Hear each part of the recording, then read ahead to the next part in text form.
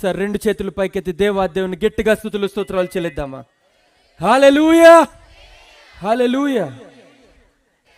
ఎంతో ప్రేమతో ఆహ్వానించిన దైవజనులు పాస్టర్ గారు సాల్మన్ రాజు గారికి నా ప్రత్యేకమైన వందనాలు. పాస్టర్ అమ్మ గారికి, అలాగే కూడి వచ్చిన దైవజనులు, వేదిక మీద ఉన్న దైవజనులకి, మీ అందరికీ నా ప్రత్యేకమైన వందనాలు తెలియజేస్తున్నాను. మీ దగ్గర బైబిల్ గ్రంథం ఉన్నట్లయితే కీర్తనల గ్రంథం 126:5, Psalms 126:5. ఒక్కసారమ్మా. Those who sow with tears will reap with songs of joy. చదివి వినిపించండి అమ్మా. కన్నీళ్లు విడిచుచు విత్తువారు. ఆమేన్. అక్కడ కీర్తనకారుడు కన్నీళ్లు విడుచుతూ విత్తువారు సంతోషగానాలతో పంట కోసెదరు అన్నాడు. అసలు కన్నీటితో విత్తడం అంటే ఏంటండి? దేని గురించి మనం కన్నీటితో విత్తుతూ ఉంటాం? ఒక చెట్టు లేదా ఒక విత్తనం వేస్తే అది మొక్కయి మానవ్వాలని కోరుకుంటూ ఉంటాం, దాని ఫలాలు మనం పొందుకోవాలని కోరుకుంటూ ఉంటాం. కానీ కన్నీటితో విత్తడం ఏంటి? విత్తనాలు విత్తితే పంట వస్తుంది, కన్నీటితో విత్తితే ఏమొస్తుంది? దానివల్ల ఉపయోగం ఏముంది? కన్నీటితో అసలు ఎవరైనా విత్తుతారా? మన మామూలు తెలుగులో లేకపోతే ఇంగ్లీష్లో tears of so with tears will reap with songs of Joy అని రాయబడి ఉంది. కన్నీటితో విత్తువారు అంటే కన్నీటితో మనం ఏం విత్తుతామండి? మన కష్టాలు, మన ఇరుకులు, మన ఇబ్బందులు, మన అప్పులు, మన సమస్యలు, మన అనారోగ్యాలు, మన బాధలు, వాటిల్ని విత్తవండి మనం. ఎప్పుడైతే చెడును విత్తితే చెడే బయటకు వస్తుంది. కానీ ఆయన నామంలో మనం ప్రార్థిస్తా మన కన్నీటి ప్రార్థన ప్రతి ఒక్క బొట్టుని మనం విత్తితే దేవుడు ఏం చేస్తాడో తెలుసా? సంతోష గానముతో పంటకు వస్తారని రాయబడి ఉంది. అందుకని నేను మీతో మాట్లాడబోయే అంశం tears of sorrow to tears of Joy. దుఃఖము నుండి సంతోషము. దుఃఖపడిన వారు ఎవరైనా ఉంటారంటారా? మనుషుడు పుట్టినప్పటి నుంచి పుట్టిన పిల్లవాడు పుట్టగానే ఏం చేస్తాడండి? ఏడని మనిషి ఉంటాడంటారా? ఏడకపోతే డాక్టర్ ఏం చేస్తాడండి? పుట్టినప్పుడు దుఃఖపడాలి అంటే కన్నీరు కార్చాలి. మనిషి అన్నవాడు కన్నీరు కార్చకుండా ఉండడు. ఒకవేళ నేను ఎప్పుడు కన్నీరే కార్చలేదు అని చెప్తే వాడు మనిషే కాదు అంటామండి మన సమాజంలో. తర్వాత కష్టాలు ఎంతమందికి ఉండే నాకు చేసి చూపిస్తారా? లేదా కష్టాల నుంచి దాటి వచ్చానన్నవారు, లేదా ఏదో ఒక కష్టం, ఏదో ఒక ఇరుకు, ఏదో ఒక ఇబ్బంది నేను ఎదుర్కొన్నాను అన్నవారు చేసి చూపించగలరా? నేను కూడా ఎత్తుతున్నానండి. కష్టమే లేని మనుషుడే ఉండరు, అప్పులే లేని మనిషే ఉండడు. కొంతమంది ఉంటారు, తాతల నాటి ఆస్తులు వచ్చిన ఆ తాతయ్యని ఎప్పుడైనా అప్పు చేసి ఉంటాడేమో. అప్పులు, ఇరుకులు, ఇబ్బందులు, సమస్యలు మనిషిని కృంగదీస్తూ ఉంటాయండి. అనారోగ్యాలు కృంగతీస్తూ ఉంటాయి, కుటుంబ సమస్యలు కృంగతీస్తూ ఉంటాయి. ముఖ్యంగా భార్య భర్తల మధ్యన జరిగే గొడవలు హృదయంలో ఎంతో వేదన తీసుకొస్తూ ఉంటాయి. లేదా భవిష్యత్తులో ఎదుగుదామని చదువుకోవడానికి వెళ్ళిన వారు చదువుకోవడానికి స్తోమత లేక, చదువుకోవడానికి జ్ఞానం, తెలివి లేక ఆ పరిస్థితులు వాడిని కృంగతీస్తూ ఉంటాయి. ఏ పరిస్థితి అయినా మనుషుడు అన్నవాడు ఏదో ఒక విధంగా దెబ్బ కొట్టపడతాడు, కింద పడతాడు, భారాన్ని మోస్తాడు. ఏదో ఒక ఇబ్బంది, ఏదో ఒక సమస్య, ఏదో ఒక ఇబ్బంది జీవితంలో వస్తూనే ఉంటుంది. దాని ద్వారా గుండె మీద పడే తగిలే గాయానికి ఇంకెప్పటికీ ఆ గాయం ఎప్పుడు మానదేమో అని చాలామంది ఎంతో బాధపడుతూ ఉంటారు. ఇక్కడుండే ఎంతోమంది మీ కష్టాల వల్ల, మీ బాధల వల్ల, మీరు పడే వేదన వల్ల ఎంతో కన్నీరు కార్చుంటారు. బహుశా మీ దిండుకే తెలిసేమో మీరు ఎంత ఏడ్చుంటారో. లేదా ఒంటరిగా మీరు మీ భర్త గారు పనికి వెళ్ళిపోయినప్పుడు ఇంట్లో వంటగదిలో ఉన్నప్పుడు మీరు కార్చే కన్నీరు మీ ఒక్కరికే తెలిసేమో. ఆ వేదనకు సమాజంలోకి వెళ్తే గౌరవం ఉండదు. బయటకు లేదన్నా తెలిసిన వాళ్ళ దగ్గరికి వెళ్తే నీకింత అప్పు ఉందంట కదా అని నేను తక్కువలో మాట్లాడుతూ ఉంటారు. నీ పిల్లలు సరిగ్గా చదవకపోతే, చదువు మానేసి బలాదురుగా తిరిగితే నీ పిల్లోడు ఎలా ఉన్నాడంట కదా, నిన్ను అవమానించడానికే చూస్తూ ఉంటారు, నిన్ను అసహించుకోవడానికే చూస్తూ ఉంటారు. సొంత కుటుంబీకులు, తల్లి తండ్రి అన్నవారు కూడా దూరం పెడతా ఉంటారు. అటువంటి పరిస్థితులు ఎంతోమంది ఎదుర్కొంటూ ఉంటారు. చాలామంది ఇంకా నా జీవితం అదే, నా బ్రతుకదే, నా పరిస్థితి ఇంకా మారదు అని చాలామంది ప్రాణం తీసేసుకోవడానికైనా సిద్ధపడతారు. కొంతమంది ప్రాణం కూడా తీసుకుంటారు. ఎందుకంటే అవమానం వల్ల కలిగే దుఃఖం, కలిగే బాధ అంతా ఇంత కాదండి. ఎంతోమంది ఆ వేదనలో ఉండి ఉంటారు. ఆ వేదనలో పడి బయటకు వచ్చి ఉంటారు. కానీ ఈరోజు ప్రభువు చెప్తున్నాడు కదా, నువ్వు కార్చే ప్రతి కన్నీటి బొట్టుకి దాన్ని సంతోషంగా మార్చబోతున్నానని దేవుడు చెప్తున్నాడు అండి. హల్లెలూయా. చాలా సులభం అండి ఒక మాటతో చెప్పడం. దేవుడిని కష్టాల నుంచి బయటికి తీసుకొచ్చేసాడని చెప్పే మాట చాలా సులభం. నోటితో ఎవరైనా చెప్పగలరు. జాలిపడే వాళ్ళు ఎంతోమంది ఉంటారు, అయ్యో అనే వాళ్ళు ఎంతోమంది ఉంటారు, మనస్ఫూర్తిగా చెప్పరు. కానీ మన దేవుడు అటువంటి దేవుడు కాదండి. కరుణ కలిగిన యేసయ్య అండి మన యేసయ్య. నీ ఇరుకులు, నీ ఇబ్బందులు, నీ కష్టాలు, నీ సమస్యలు, నీ హృదయంలో ఉండే వేదన కూడా ఆయనకు తెలుసు. ఎందుకో తెలుసా? వాక్యం చెప్తుంది కదా, తల్లి గర్భంలో నువ్వు పిండంగా రూపించబడక మునిపే సమస్తం ఎరిగున్న దేవుడండి ఆయన. నీ సమస్తం ఎరుగున్న దేవుడికి నీ బాధ తెలియదంటారా? ఇలాగే ఒక తల్లి ఉందంటండి బైబిల్ గ్రంథంలో. లూకాసు వార్త 7వ అధ్యాయంలో ఒక తల్లి ఉందంట. ఆ తల్లి పడే వేదన, ఆ తల్లి పడే బాధ, దుఃఖం బహుశా ఎవరు పడుండ్రేమో అండి. ఆ తరంలో ఎంతో వేదన పడి ఉండదంటండి ఆ తల్లి. తల్లికి వచ్చిన సమస్య, బాధ అంతా ఇంత కాదు, తట్టుకోలేని వేదన. ఆమెకి ప్రభు ఎవరో తెలీదు, ప్రభు ఎలా ఉంటారో తెలీదు. ప్రభు గురించి వినుంటుందేమో ఆ స్త్రీ, కానీ ప్రభువుని ఎప్పుడు చూడలేదు ఆ స్త్రీ. ఆమె ఎప్పుడు ప్రభువుకి ప్రార్థించలా, లేదా నాకు సహాయం చేయి ప్రభు అని నోరు తెరిచి ఆమె అడగల. కానీ ప్రభువుకి ముందే ఆవిడ బాధ ఎరుగున్నాడంటండి ప్రభు. మీ దగ్గర బైబిల్ గ్రంథం ఉన్నట్లయితే లూకాసు వార్త 7వ అధ్యాయం 11వ వచనం ఒకసారి చూద్దాం. చదవండి అమ్మా. వెంటనే నాయనను ఒక ఊరికి వెళ్ళుచుండగా ఆయన శిష్యులను బహుజన సమూహమును. చాలమ్మా. వెంటనే నాయిన్ అనే ప్రాంతంనకు బయలుదేరారంట. అంటే అక్కడ బైబిల్ గ్రంథంలో సూన్ ఆఫ్టర్ వర్డ్స్ అని రాయబడి ఉంది. వెంటనే అంటే ఒక చోట నుంచి ఇంకో చోటకి ఆయన వెళ్తున్నారు. అక్కడ ఎందుకు వెంటనే ఆయన బయలుదేరారో అని రాయబడి ఉంది అంటే దానికి ముందు ఆయన ఎక్కడ ఉంటారు? కపెర్నహూము యొద్ద సీ ఆఫ్ గ్యాలిలీ సముద్రపు ఒడ్డున ఆయన పరిచర్య చేస్తా ఎంతోమందిని స్వస్థత పరుస్తా ఆయన ఆ సీ ఆఫ్ గ్యాలిలీ ఒడ్డున ప్రయాణమై బయలుదేరుతున్నారంట. అక్కడ స్వస్థత చేసిన తర్వాత ప్రభువారు ఆయన శిష్యులతో కలిసి, ఆ తర్వాత ఏమని రాయబడిందంటే విత్ హిస్ డిసైపుల్స్, ఆయన శిష్యులను బహుజన సమూహము అని రాయబడింది. ఆయనతో పాటు వెళ్ళిచుండిరి అంట. బహుజన సమూహం అంటే 10 మందా? బహుజన సమూహం అంటే ఎంతమంది ఉంటారండి? ఇక్కడ ఉన్నంతమంది ఉంటుంటారంటారా? కాదండి. మీరు ఎప్పుడైనా న్యూస్ పేపర్ చదివారా? లేదా న్యూస్ ఎప్పుడైనా చూసారా టీవీలో? ఇసుకేస్తే రావాలన్నంతమంది జనం వచ్చారు. జన సముద్రం అండి, లేకపోతే జన సమూహం అక్కడికి వచ్చిందని రాయబడి ఉంటుంది. అంటే 10 మందో 100 మందో వచ్చుంటే కాదు, కొన్ని వందలాది వేలాది మంది అక్కడ తరలి వస్తే జన సమూహం అని రాయబడింది. అంటే ముఖ్యమంత్రి గారు అక్కడ ఏదన్నా ఒక మీటింగ్ పెడితే జన సమూహం వచ్చిందని రాయబడి ఉంటుంది. అలా ప్రభు వారు చేస్తున్న కార్యములు చూసి ఆయన స్వస్థత ఆయన మాట్లాడుతుంటే స్వస్థత కలుగుతుందంట. ఆయన తాకితే జీవితాలు మారిపోతున్నాయంట. ఆయన నోటి మాట పలికితే దెయ్యాలు పారిపోతున్నాయంట. అటువంటి అద్భుత కార్యాలు చేసే ప్రభువుని చూసి జనాలు ఆయన్ని విడిచిపెట్టి ఉండలేకపోయారంట. అందుకని ఇక్కడ రాయబడి ఉంది కదా, ఆయన శిష్యులు మాత్రమే కాదు, బహుజన సమూహం ఆయన వెంబడిస్తా వెళ్తున్నారంట. కపెర్నహూము నుండి బయలుదేరి వెళ్తున్నారంట. జన సమూహం ఎక్కడికి? నాయీను అనే ప్రాంతముకు. అప్పటి వరకు నాయీన్ అనే ప్రాంతముకు ఎవరూ వెళ్ళలేదండి. నాయీన్ అనే ప్రాంతం చాలా చిన్నది, పెద్ద పేరు ప్రఖ్యాతులు కలిగిన ప్రాంతమేం కాదు.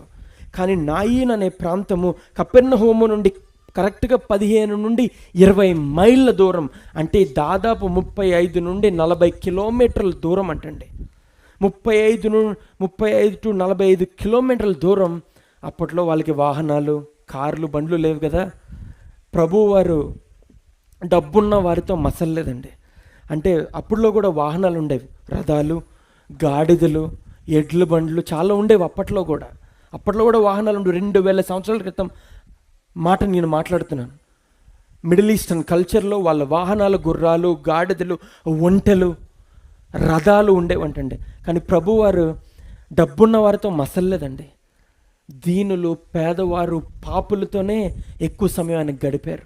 ఆయన చేసిన పరిచర్య కూడా కష్టాలు, ఇరుకులు, ఇబ్బందులు, సమస్యలు, అనారోగ్యాలు, దెయ్యాల చేత పీడింపబడుతున్నారు మధ్యలోనే ఆయన పరిచర్య చేశారండి. ఆయన పేరు ప్రఖ్యాతుల కోసం చూడాల, ఎవరైనా జీవితం మార్చాలని చూశారండి. అందుకనే ప్రభువారు అక్కడ ఏ చారియట్టో లేకపోతే ఏ రథమో ఏ గుర్రమో ఏ గాడిదోకి ప్రయాణించలేదు, కానీ ఆయన ప్రయాణం కాలి నడక మీద ప్రయాణం చేశారండి. ఆయన నడుస్తుంటే శిష్యులు ఆయన వెంబడించారంట. శిష్యులు నడుస్తుంటే జన సమూహములు ఆయన వెంబడించినాయి అంట.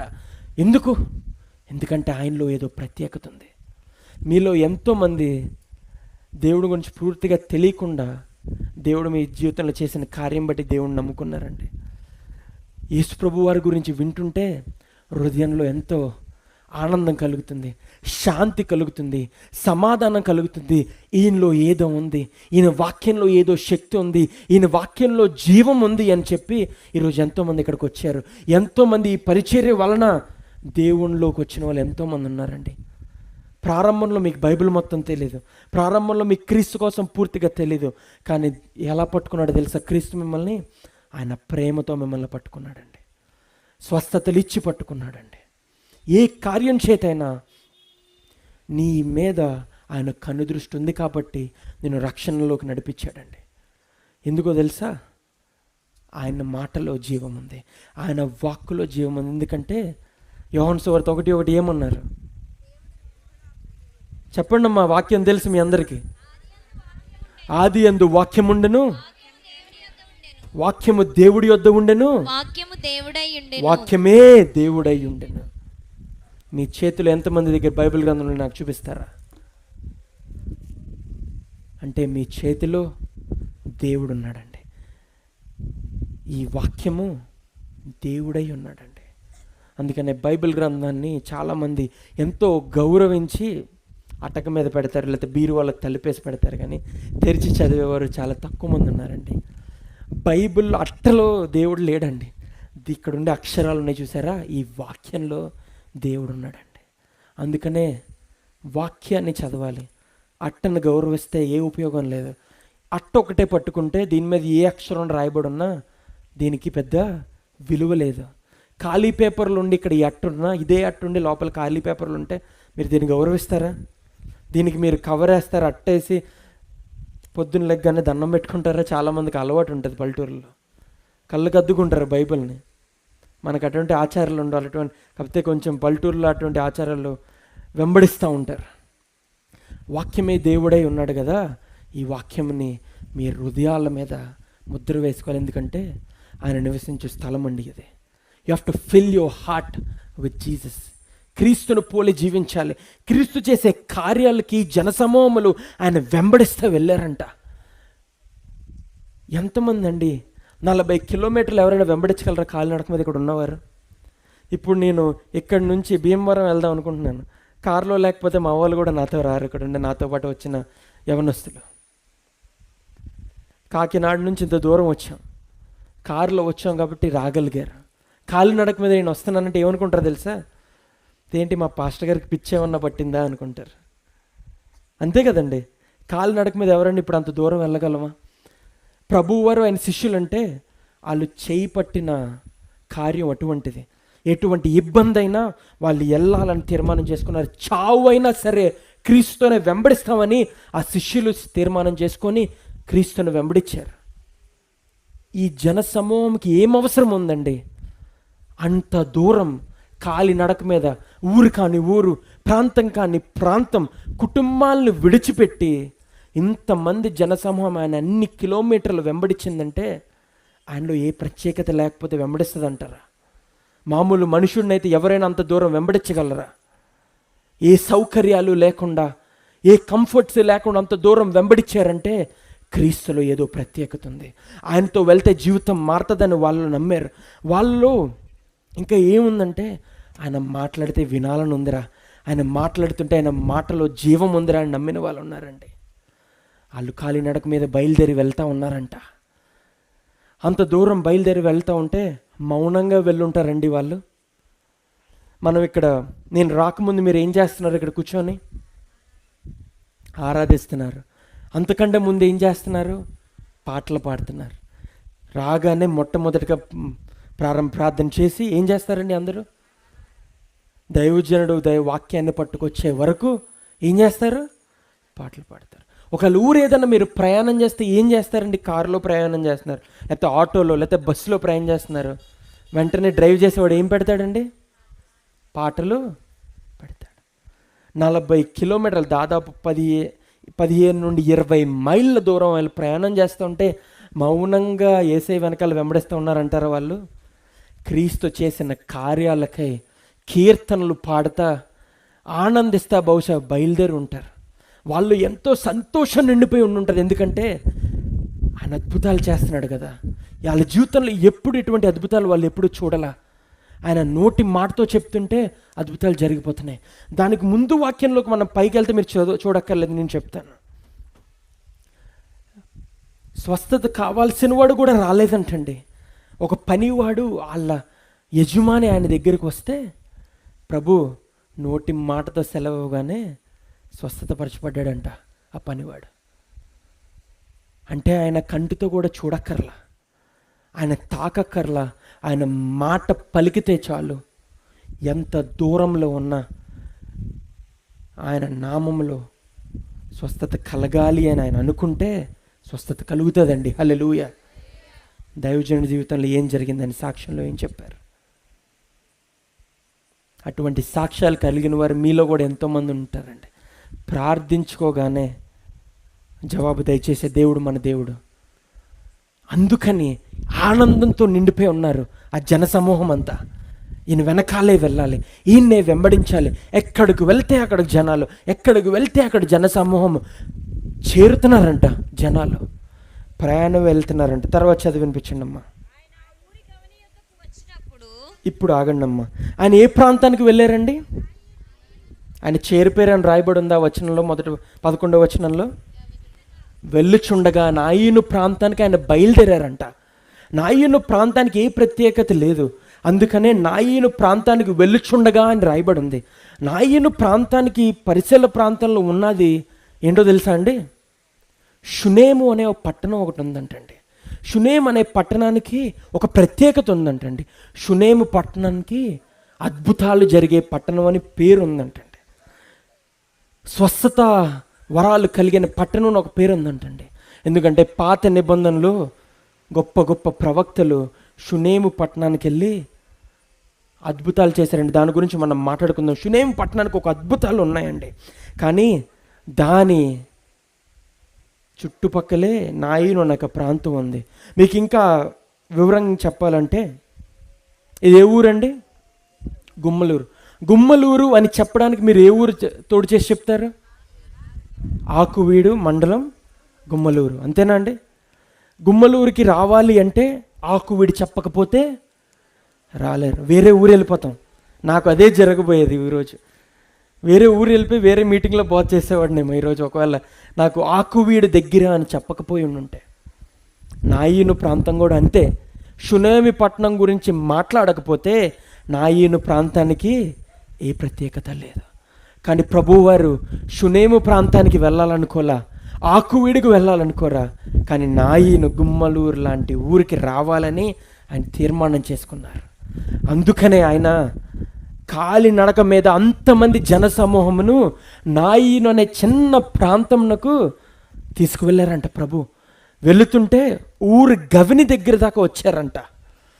యేసుప్రభుతో ఊరు వచ్చే జనసమూహము ఏ మనస్తత్వంతో ఉన్నారండి? ఎవరైనా చెప్పగలరా? సంతోషంతో. పాటలు పాడుతున్నారంటే బాధతో ఉన్నారంటారా? సంతోషంతో, ఆనందంతో.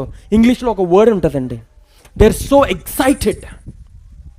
అంటే పట్టలేని ఆనందం, సంతోషంతో నిండిపోయి ఉన్నారంటండి వాళ్ళు. ప్రభువారిని వెంబడించేవారు. ఊరు గవని దాకా వెళ్ళారంటండి ప్రభు. అంటే ఊర్లోకి ఇంకా అడుగుపెట్టలా, ఊరి గవిని దాకే వెళ్ళారు. అంటే ఊరు గేటు దాకే. గుమ్మలూరి ప్రాంతంలో అడుగుపెట్టక ముందు వరకు ఏ ఊరిలో ఉన్నట్టు? ఆకువీడు మండలంలోనే ఉన్నట్టు. ఆ గుమ్మలూరులో అడుగు పెట్టాకే కదా గుమ్మలూరు వచ్చినట్టు. అంటే అప్పుడు దాకా ఆకువీడులోనే ఉన్నట్టే కదా.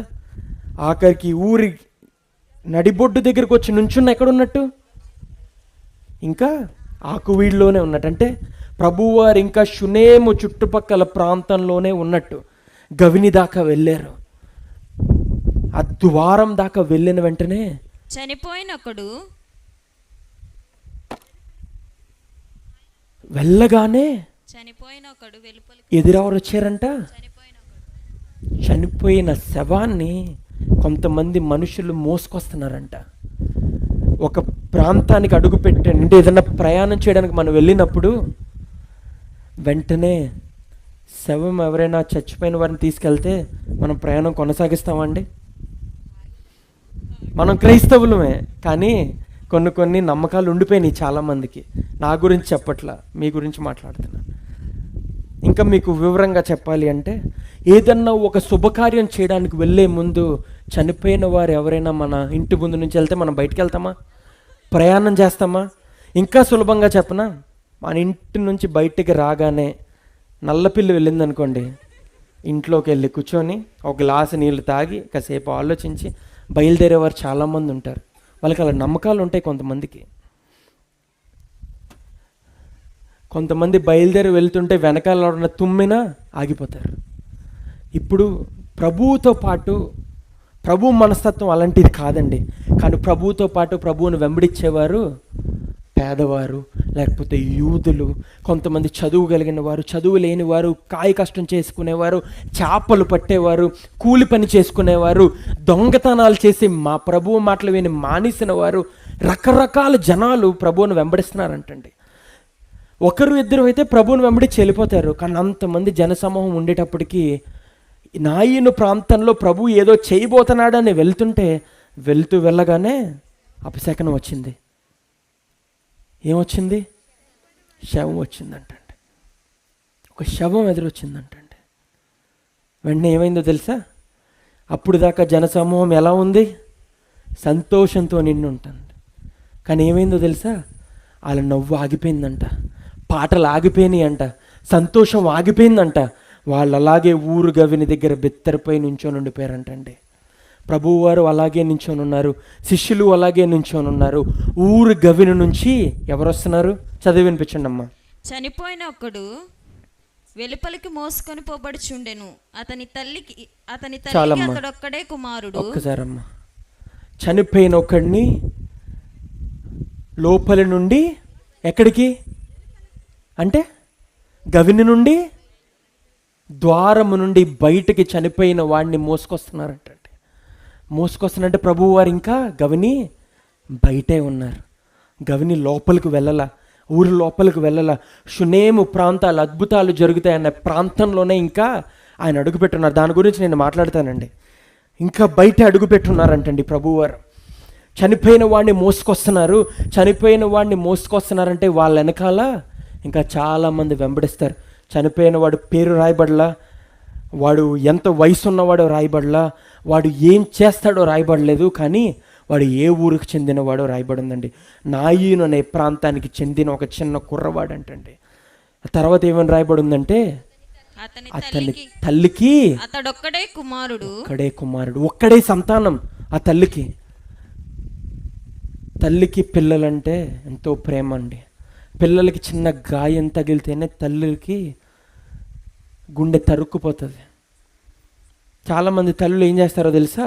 పిల్లవాడు ఎక్కడైనా ఆడుకొని వెళ్ళి పడిపోయి వచ్చి దెబ్బ తగిలించుకొని వస్తే వెంటనే దుఃఖపడిపోయి ఫస్ట్ ఆడిని కొట్టేస్తారు. ఆడి బాధ కన్నా ఈవిడ బాధను తట్టుకోలేక ఆడి దెబ్బ తగిలిన పాపం ఆడిని బాధేస్తూ ఉంటారు. అది వాళ్ళ కోపంతో కాదు, వాళ్ళ బాధ. నీకేం అవ్వకూడదు కదరా అని చెప్పి బాధతో వాడిని బాధేస్తూ ఉంటారు. చిన్న దెబ్బ తగిలితేనే దుఃఖాన్ని ఆపుకోలేరు తల్లులు. అటువంటిది ఒక్కగానొక కొడుకు చనిపోయాడు.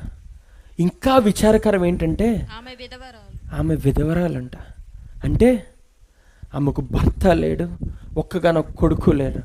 2000 సంవత్సరాల క్రితం కనుక మనం వెళ్తే, ఒకసారి కనుక మన యూదుల ఆచారం కానీ యెరూషలేం ఇజ్రాయేలు ప్రాంతంలో ఉండే ఆచారం గురించి మనం మాట్లాడుకుంటే, స్త్రీ పరిస్థితి ఏంటో తెలుసా?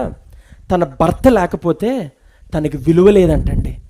కాకపోతే ఆమెకి ఒక కుమారుడు ఉన్నాడు అనుకోండి, కొడుకు ఉన్నాడు అనుకోండి, పర్లేదు. కొడుకు చూసుకుంటాడనే ధైర్యంతో బతుకుతుంది అంటండి. ఒక స్త్రీకి ఏ పని చేసే అర్హత లేదు యూదుల ఆచారంలో. నాయను ప్రాంతంలో మనం కనుక చూస్తే హిస్టారికల్గా మనం వెళ్తే ఎక్కువ శాతం యూదులు, తర్వాత జెంటైల్స్ ఎక్కువ అక్కడ ఉండి ఉంటారంటండి. బహుశా ఈ స్త్రీ కూడా ఆ జాతికి సంబంధించిన స్త్రీ అయి ఉంటుంది. ఏ పని చేయడానికి అర్హత ఉండదు. భర్త చనిపోతే సమాజంలో గౌరవం కోల్పోతుంది. అలాంటిది ఆమెకి ఏమైంది? భర్తను కోల్పోయింది, కుమారుడిని కోల్పోయింది. ఆమెకు తగిలిన దుఃఖం, ఆమెకు తగిలిన గాయం మామూలుదంటారా?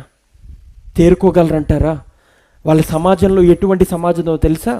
2000 సంవత్సరాల క్రితం వాళ్ళ సమాజం ఎటువంటిదంటే, ఒక స్త్రీకి పురుషుడు నీడ లేకపోతే, అంటే భర్తలు కానీ కొడుకు కానీ లేకపోతే ఆమె ఏం చేయాలో తెలుసా? బతకడానికి అడుక్కోవాలంటండి. ఆవిడకున్నది ఒకే ఒక్క ఆప్షన్, వేరే ఆప్షనే లేదు. ఒకే ఒక ఆప్షన్ ఏంటంటే, భర్త లేడు, కొడుకు లేడు, ఇంకా నీకు బతికే అర్హత లేదు. వాళ్ళు నువ్వు బతకాలంటే చెయ్యి చాపాల్సిందే. కానీ ఆమె దుఃఖం చెయ్యి చాపాలని దుఃఖపడుతుందంటారా? కొడుకు చనిపోయాడనే దుఃఖంతో ఆమె స్త్రీ నిండిపోయి ఉందంటండి. ఆమెకున్న బాధ ఎవరు అనుభవించలేరు. ఎంత కాలం క్రితం భర్త చనిపోయాడో తెలియదు, కానీ బహుశా చిన్న కుర్రోడు అయి ఉంటాడు. భర్త కూడా కొన్ని సంవత్సరాల క్రితమే చనిపోయి ఉంటుంటాడు. భర్త చనిపోయాడనే గాయం నుంచి బయటకు వచ్చే లోపే ఆమెకు వచ్చిన వార్త, కొడుకు చనిపోయాడు. తల్లి బ్రతుకుండగా వాళ్ళ పిల్లలు చనిపోయారంటే ఆ బాధ అంత ఇంత కాదండి. తట్టుకోలేని బాధ. తల్లి తట్టుకోలేదండి ఆ బాధని. కళ్ళ ముందు 9 నెలలు కని మోసి పెంచిన బిడ్డ చనిపోయాడంటే అంత ఇంత బాధ కాదు. అటువంటిది ఆవిడ కళ్ళ ముందు శవాన్ని మోసుకెళ్తున్నారంటండి. తర్వాత చదవండమ్మా. ఆ ఊరి జనులు అనేకులు ఆమెతో కూడా ఉండి. చాలమ్మా. ఇందాక 11వ వచనంలో మనం చూస్తే బహుజన సమూహము అంటే ఆయనతో కూడా వెళుతున్నారంట. ఇక్కడ అనేక జనములు అంటే అనేక అని రాయబడి ఉంటే 100లో ఉంటారు కదండి. చనిపోయిన వాడిని సమాధి చేయడానికి ఆ స్త్రీతో పాటు, చనిపోయిన బాబుతో పాటు అనేకులు వెళ్తున్నారంటండి. వాళ్ళు వెంబడించి వెళ్తున్నారంటండి. ఎందుకు? ఆ స్త్రీ యొక్క బాధను వాళ్ళు పంచుకోవడానికి. కాకపోతే భయంకరం ఏంటంటే, యూదుల ఆచారం ఎలాంటి ఆచారం అంటే, వాళ్ళు మనస్ఫూర్తిగా ఏడవరంటండి. అందుకని యూదుల ఆచారాలు ఏం చేస్తారో తెలుసా? ఒకవేళ ఎవరైనా చనిపోయారు అంటే డబ్బులు ఇచ్చి ఏడ్చే వారిని పిలుచుకుంటారంట. వాళ్ళు ఏమంటారంటే ఇంగ్లీష్లో ప్రొఫెషనల్ మోనర్స్. అంటే డబ్బు తీసుకొని వాళ్ళు చేసే పనే అది, వాళ్ళు చేసే వృత్తే అది. ఎవరైనా చనిపోతే వాళ్ళ దగ్గరికి వెళ్ళి పొలవమని ఏడడం. మన జీవితాల్లో కూడా చాలామంది అటువంటి వారు కనిపిస్తూ ఉంటారు. ఎవరైనా మనకి ఇష్టలు, మన ప్రేమైన వాళ్ళు చనిపోతే మనం బాధలో ఉంటే, మనం ఎప్పుడు చూడలేని స్త్రీలు కొంతమంది వచ్చి గుండెలు బాదుకొని ఏడ్చేస్తూ ఉంటారు. మనకు అర్థం కాదు, ఎందుకు ఏడుస్తున్నారో కూడా తెలియదు, వీళ్ళెవరో కూడా మనకు తెలియదు, కానీ ఏడుస్తూనే ఉంటారు. వాళ్ళకి చనిపోయిన వాడికి చాలా సంబంధం కూడా పెద్ద ఉండదు. ఎప్పుడో 1-2 సార్లు చూసుంటారు, కానీ ఏడ్చేస్తూ ఉంటారు చాలామంది. వాళ్ళు డబ్బులు ఇచ్చి అటువంటి వారిని పిలుచుకునేవారంట. మనం ఏం చేస్తాం తెలుసా? మన భారతదేశ సాంప్రదాయ ప్రకారం భోజనం పెట్టి పంపిస్తూ ఉంటాం. పెద్ద తేడా ఏమీ లేదు. వాళ్ళు వెళ్ళిపోయాక వాళ్ళ జీవితం వాళ్ళదే. చనిపోయిన వారి గురించి కానీ లేకపోతే కుటుంబం గురించి కానీ ఆలోచించే వాళ్ళు ఉండరు. ఎందుకంటే ఎవరి జీవితం వాళ్ళది. పీత కష్టం పీతది అని సామెత ఉంటుంది కదండి. అలా ఎవరి జీవితం, ఎవరి బాధ, ఎవరి దుఃఖం వాళ్ళకే గొప్ప. పక్కన వాళ్ళ గురించి ఆలోచించే సమయం మనసు చాలామందికి ఉండదండి. అందుకని యూదులు చాలా తెలివైన వారు. ఎలాగో ఎవరో పట్టించుకునేవారు ఉండరు. ముసలి కన్నీరు కార్చడం కన్నా డబ్బులు ఇచ్చి పిలుచుకుంటే ఇంకా సులభం కదా అని చెప్పి డబ్బులు ఇచ్చి పిలిపించుకొని ఏడిపించుకునేవారు ఎక్కువ ఉంటారంటండి వాళ్ళ సమాజంలో. ఇంకా ఒక్కసారి ఈ తల్లి పరిస్థితి ఆలోచించండి. భర్తని కోల్పోయింది, కళ్ళ ముందు పెరిగిన బిడ్డ వయసుకు రాకముందే చనిపోయాడు. కనీసం మనస్ఫూర్తిగా ఆవిడ తరపున నిలబడి ఏడ్చే నాదుడే లేడు. డబ్బులు ఇచ్చి పిలుచుకొని ఏడ్చే వాళ్ళు ఆమెతో ఉన్నారు అంటే ఆమె పడిన బాధ మామూలుది కాదండి. ఆమె పడిన దుఃఖం మామూలుది కాదండి. జన సమూహము వెంబడించి వెళ్తుంది ఆమెను కూడా. ఆ లార్జ్ క్రౌడ్, అనేక మంది జనాలు వెంబడిస్తున్నారు. ఇప్పుడు ఒకసారి ఆలోచించండి, యేసు ప్రభు వారి వెనకాల ఉండే జనసమూహం ఏ మనస్తత్వంతో ఉన్నారండి? చెప్పండి అమ్మా. సంతోషంతో నిండబడి ఉన్నారు. అవతల పక్క ఉన్న జనం ఏ మనస్తత్వంతో ఉన్నారు? బాధతో ఉన్నారు, ఏడుపుతో ఉన్నారు. ఆ రెండు జనములు ఎదుర్కొన్నారంటండి. వాళ్ళ మధ్యలో ఒక్కడే నిలబడ్డాడు, ఒకే ఒక్క ఆయన నిలబడ్డాడు. ప్రభువారు నిలబడ్డారండి. వాళ్ళు ఎవరు ప్రభువారు ఏదో చేస్తారని ఎవరు చూడట్లేదు. ఎందుకంటే అప్పటికి ఎవరిని, చనిపోయిన వారిని ప్రభువు తిరిగి లేపలా. అప్పటి వరకు స్వస్థతలు చేస్తున్నారు, దెయ్యాలను పట్టింపడి బాధపడుతున్న వాళ్ళని వదిలేలా చేస్తున్నారు, అద్భుత కార్యాలు చేస్తున్నారు. కానీ వాళ్ళు ప్రభువు నుంచి అంతకు మించి ఎక్కువ ఎక్స్పెక్ట్ చేయలేదండి. ఎందుకంటే మనుషుల స్వభావం ఎటువంటిదంటే దేవుణ్ణి వాళ్ళ పరిధిలోకి తెచ్చేసుకుంటారు. దేవుని యొక్క గొప్పను, ఔన్నత్యాన్ని గ్రహించలేరు. మానవ మనస్తత్వం, మానవ మనసు చాలా చిన్నది. మన ఆలోచన పరిధి చాలా చిన్నదండి. దేవుణ్ణి మన ఆలోచన పరిధిలోకి తీసుకొచ్చి మన దేవుడే కదా, మన దేవుడు ఇంతే అని ఆయనకిచ్చే గౌరవాన్ని, ఆయనకిచ్చే స్థాయిని చాలామంది ఇవ్వరండి. తెలియక, తెలుసుంటే ఇచ్చేవారేమో. ఈరోజు మీరు తెలుసుకుంటున్నారు వాక్యం ద్వారా. అలాగే జనసమూహం కూడా ప్రభువారు ఏదో చేస్తారని చూడట్లా. వాళ్ళు ఎందుకు వేచి చూస్తున్నారో తెలుసా? ఈ బాధపడేవారు వెళ్ళిపోతే, మనం దాటి వెళ్ళిపోతే చాలు, ఈ శవాన్ని తీసుకెళ్ళిపోతే చాలు, ఒక్కసారి దులిపేసుకొని ఊరిలోకి వెళ్ళి ప్రభువారు చేసే కార్యాలు చూద్దామని ఎదురు చూస్తున్నారంటండి. మనలాంటి వారే. ఎవరికో అద్భుతం జరుగుతుందంటే వేచి చూడలేం, ఎవరి జీవితం మారుతుందంటే వేచి చూడలేం. మన జీవితం మనకు ముఖ్యం. మొట్టమొదటిగా మనకే అద్భుతం జరగాలి, నాకే కావాలి. మనం ప్రార్థించేటప్పుడు కూడా మందిరంలో ఇతరు గురించి ప్రార్థిస్తుంది తప్ప ఇంట్లో ప్రార్థిస్తున్నప్పుడు, కుటుంబ ప్రార్థన చేస్తున్నప్పుడు, దేవా నా కుటుంబాన్ని దీవించు, దేవా నన్ను దీవించు, నా పిల్లల్ని దీవించు, నా భర్తనే దీవించు, నన్నే ఇంకా నువ్వు ఆశీర్వదించని ప్రార్థన చేస్తాం. కానీ మా చుట్టుపక్కల వారిని దీవించు ప్రభా, మా సంఘంలో ఉండే విశ్వాసాలు దీవించు ప్రభా అని ప్రార్థన చేసేవారు బహు తక్కువ మంది ఉంటారండి. ఈ కాలంలో, ఈ సమాజంలో ఎటువంటి వారంటే ప్రార్థన చేసేవారే లేరంటండి ఈ సమాజంలో. అటువంటి జనసమూహం ప్రభువారిని వెంబడిస్తుంది.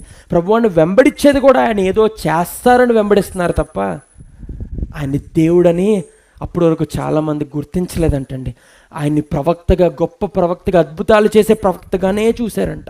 అప్పటి వరకు ప్రభువారు అలా నిలబడి ఉన్నారు. ఆ స్త్రీ యొక్క దుఃఖం చూశారు. చచ్చిన శవాన్ని ప్రభువు చూడలా, కానీ ఆ స్త్రీని చూశారంట. అప్పుడు చదవండి అమ్మా. ప్రభువు ఆమెను చూచి ఆమె యందు కనికరపడి. చాలమ్మా. ప్రభువారు ఆమెను చూడగానే ఏమైందంటండి? కనికరపడ్డారంట. ఈరోజు ప్రభు మీకు ఒకటి నేర్పిస్తున్నారండి. మీరు ఏదైనా దుఃఖంలో ఉండొచ్చు, ఏదైనా బాధలో ఉండొచ్చు, ఏ ప్రార్థన అవసరతైనా మీకు అన్నీ నేను చెప్పక్కర్లే. మీరు పడే వేదన నాకన్నా మీకే బాగా తెలుసండి. నేను మీ కష్టాలు పేరెత్తి నేను చెప్పి మిమ్మల్ని, మీ వాక్యంలో మిమ్మల్ని ఇంక్లూడ్ నేను చేయక్కర్లా. నేను నా వాక్యంలో చేర్చుకొని మీ కష్టం గురించి నేను మాట్లాడక్కర్లా. మీ కష్టం గురించి ఈరోజు నేను మాట్లాడుతున్నాను. మీకు ఏ బాధ ఉన్నప్పటికీ, ఏ ఇరుకున్నప్పటికీ 2 విషయాలు చెప్తానండి. ప్రభువు దీంతో మనకి 2 విషయాలు నేర్పిస్తున్నాడండి.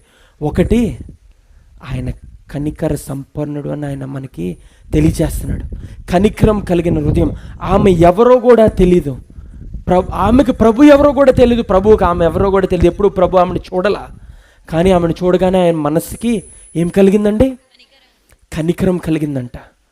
తర్వాత ఇంకొకటి మనకు నేర్పిస్తున్నాడండి ప్రభు. నీకు ఎటువంటి ఇరుకున్నా, ఎటువంటి ఇబ్బంది ఉన్నా, అవతల వాళ్ళ సమస్యలు నీ ముందు కనపడితే, నీకు చెయ్యి చాపకపోయినా, నీకు చాలు నోరు తెరిచి చెప్పకపోయినా, నువ్వు అవతల వాళ్ళు సమస్యలో, బాధలో ఉన్నారు అని నువ్వు గ్రహిస్తే, నువ్వు జాలి కలిగిన హృదయం నీకు కలగాలి. ఎందుకంటే నువ్వు క్రైస్తవుడు అని పిలుచుకునే ప్రతి ఒక్కడు క్రీస్తును పోలి జీవించాలి, కానీ మతాన్ని వెంబడించకూడదండి. జాలి కలిగిన హృదయం మనం కలిగి ఉండాలి. ప్రభువారు అదే నేర్పిస్తున్నారండి. వెంటనే ఆయన చూసి కనికరపడ్డారంట. కనికరపడి ఆయన ఏం చేశారో తెలుసా? ఏడవద్దు అని ఆమెతో చెప్పారంట. దగ్గరకు వచ్చి, ఆపండమ్మా ఒకసారి. ఆమె అంత బాధలో ఉంది కదా, అంత కష్టంలో ఉంది, హృదయం పగిలిపోయినంత బాధలో ఆమె ఉంటే ఆమెకి ఏం చెప్తున్నారండి ప్రభు? డు నాట్ క్రై అని రాయబడి ఉంది. Do not cry. D is in capital letters అని బైబిల్లో ఎలా ఉందంటే, ఇంగ్లీష్ బైబిల్లో ఎర్రక్షరాలతో రాయబడింది. తెలుగు బైబిల్ అంత నల్లగానే రాయబడి ఉంటుంది, కానీ ఇంగ్లీష్ బైబిల్లో ఇలాగ ఎర్రక్షరాలలో రాయబడి ఉంటుంది అంటండి. అంటే ఏంటో తెలుసా? ప్రభువారి స్వయాన ఆయన నోటితో పలికిన మాటలు రెడ్ లెటర్లో రాయబడి ఉంటుంది, ఎర్ర అక్షరాలతో లిఖించబడి ఉంటుంది అంటండి. రెడ్ లెటర్ లివింగ్ అంటారు. ప్రభువారు అక్కడ డు నాట్ క్రై అని కొంచెం కఠినత్వంతో చెప్పారంటండి. ఆమె అంత బాధలో ఉంటే, ఆమె అంత దుఃఖంలో ఉంటే, కొడుకు చనిపోతే ఏడవద్దని ఎలా చెప్తున్నారండి ప్రభు? ఎవరైనా అటువంటి బాధలు ఉంటే ఎవరైనా వచ్చి ఏడవద్దని చెప్తే మన కోపం వస్తుందా రాదంటారా? అక్కడ బహుశా ప్రభువు వారితో పాటు ఉన్న జనాలు కూడా అనుకొని ఉంటారు, ఆమె అంత బాధలో ఉంటే ఆమెతో తోడై ఈయన కూడా ఏడవాలి, కానీ ఏడద్దని ఎలా చెప్తున్నాడు ఈయన? ఎందుకంటే ఆయన చేయబోయే కార్యం వాళ్ళకి తెలీదు. ప్రభువారి గురించి, ప్రభువారిని ఇంకా వాళ్ళు పూర్తిగా రుచి చూడలేదండి. ఆయన ఎంత గొప్పవాడు, ఎంత ఆశ్చర్యకార్యాలు చేసేవాడు, వాళ్ళు అప్పటికి ఇంకా రుచి చూడలేదంటండి. వాళ్ళు అనుకున్నారంట, ఈయనేంటి ఇలా మాట్లాడుతున్నారు, ఇంత కఠిన హృదయం ఏంటి అని అనుకున్నారంట. కానీ ప్రభువారు డు నాట్ క్రై అని చెప్పారంట. ఏడవద్దమ్మా, ఏడవద్దు అని చెప్పారంట. వెంటనే స్త్రీ ఏడుపు ఆపిస్తుందంటారా? ఆ మాట చెప్పగానే ఇంకా ఏడ్చేస్తారండి. ఏడవద్దమ్మా, బాధపడకమ్మా అని చెప్తే దుఃఖంలో ఉండేవారి కన్నీరు ఆగదండి, ఇంకనూ దుఃఖపడిపోతారు. మనల్ని ఇంకనూ పొడిచినట్టండి ఏడవద్దని చెప్తే, ఇంకనూ దుఃఖపడిపోతారు. తర్వాత చదవండమ్మా. దగ్గరకు వచ్చి పాడెను ముట్టగా మోయుచున్నవారు చాలమ్మా. నిలిచిరి. దగ్గరకు వచ్చి చేయకూడని పని ఆయన ఒకటి చేశారండి. ప్రభువారి కోసం మీకు ఎంతమందికి తెలుసండి? నజరీయుడు అయిన యేసు అని అందరికీ తెలుసు. ఆయన ఒక రబ్బీ అంటే ఒక బోధకుడు అని అందరికీ తెలుసు. ఆయన ఒక ప్రవక్త ఆయన అందరికీ తెలుసు. ఆయన ఏ జాతిలో పుట్టారండి? ఏ మతంలో పుట్టారండి? ఆయన యూదా మతంలో పుట్టారండి. యూదులు అనబడేవారు, యాజకులు అనబడేవారు, ముఖ్యంగా బోధకులు అనబడేవారు, ప్రవక్తలు అనబడేవారు చేయకూడని పని ఏంటో తెలుసా? మీరు కనుక ధర్మశాస్త్రంకి వెళ్ళినట్లయితే first 5 books in the Bible, Torah మోషే రాసిన 5 books టోరా అంటారండి, పెంటెట్యూక్ అంటారు. 5 పుస్తకాలని మనం గ్రహించినట్లయితే అక్కడ ముఖ్యంగా ప్రవక్తలకు ఆజ్ఞలు రాయబడి ఉంటాయి. వారు చచ్చిన దాన్ని కానీ, చనిపోయిన వారిని కానీ, కనీసం పాడును కానీ, అంతగా ఏంటి అనారోగ్యంతో ఉన్నవారిని కానీ, జంతువుని అంటే పందిని లేదా కుక్కని కానీ ముట్టుకోకూడదండి. ముట్టుకుంటే వారిని అన్క్లీన్ అంటారంటండి. అంటే వీళ్ళు అపరిశుభ్రు, అంతేనమ్మా? ఏమనంటారు తెలుగులో? అపవిత్రులు అంటారు. They call them unclean. అక్కడ ప్రభువు వారిని వెంబడించే వారందరికీ తెలుసు ఆయన ఒక రబ్బీ అని, ఆయన ఒక ప్రవక్త అని. ఆఖరికి శవాన్ని వెంబడించే జనాలు ఉన్నారు చూసారు, ఆ స్త్రీతో పాటు శవాన్ని పూడ్చిపెట్టడానికి వచ్చిన జనాలకు కూడా ఆయన్ని చూసి ఆయన ఒక రబ్బీ, ఆయన ఒక యూదుడని ఎలా గ్రహించారో తెలుసా? ఆయన వస్త్రములను చూసి, ఆయన అవతారమును చూసి ఆయన ఎవరో గ్రహించారంట. ఈ కాలంలో క్రైస్తవులని ఎలా గ్రహించగలరో చెప్పనా? స్త్రీలు ముసుగేసుకుంటే, ఒక పుస్తకం పట్టుకొని వీధి మీద వెళ్తుంటే వీళ్ళు క్రైస్తవులు అని చెప్తారు.